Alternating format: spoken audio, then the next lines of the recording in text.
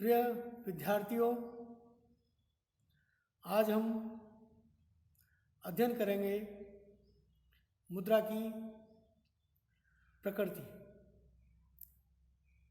या स्वभाव, nature of money. इससे पहले हमने मुद्रा के अर्थ के बारे में जाना।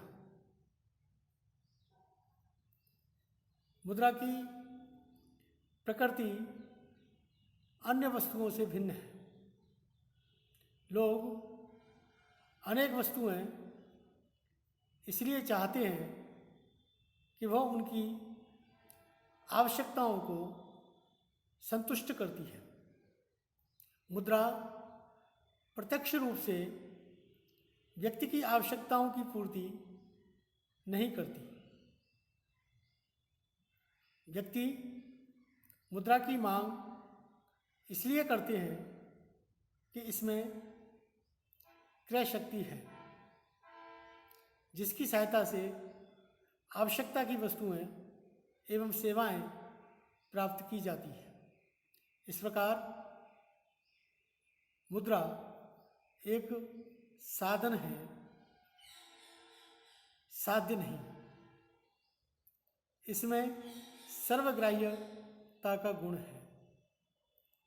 मुद्रा के स्वभाव को जानने के लिए हम अनेक बातों का सहारा ले सकते हैं।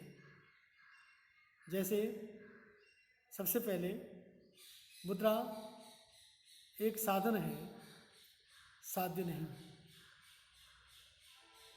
मुद्रा केवल एक अर्थव्यवस्था में उत्पादन तथा वितरण की क्रियाओं को सुचारू रूप से संचालित करने का एक माध्यम है। किसी वस्तु के उत्पादन में प्रयुक्त कच्चा माल या मजदूरों की मजदूरी का निर्धारण मुद्रा में होता है। साधनों के कार्यों का प्रतिफल का वितरण मुद्रा के आधार पर ही होता है।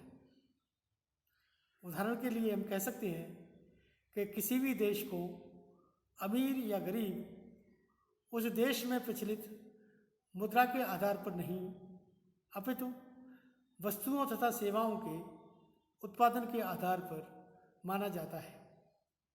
साध्य तो अधिकतम उत्पादन, अधिकतम रोजगार तथा अधिकतम कल्याण है। मुद्रा इन लक्ष्यों को प्राप्त करने का केवल एक साधन मात्र है। दूसरे, क्या यह स्वयं उपयोगी है या क्या मुद्रा एक आवरण है?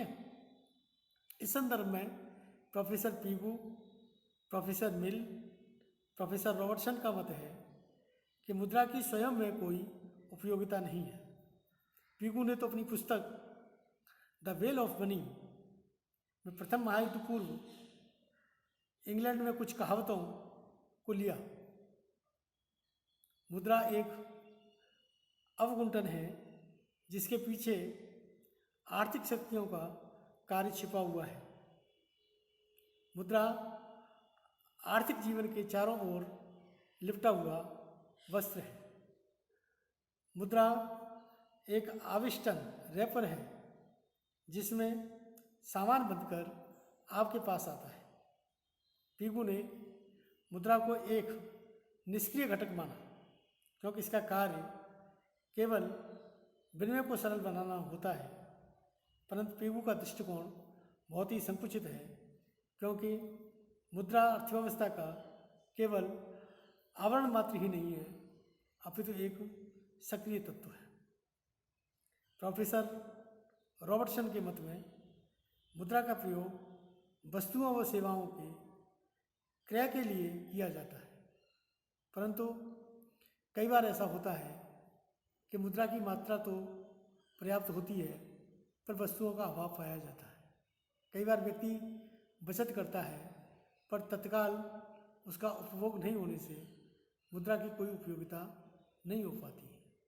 पर रॉबर्टसन भी पीगू की तरह मुद्रा के कार्य क्षेत्र को सीमित करते हैं, जबकि मुद्रा एक अर्थव्यवस्था के सभी क्षेत्रों में अत्यंत ही उपयोगी है।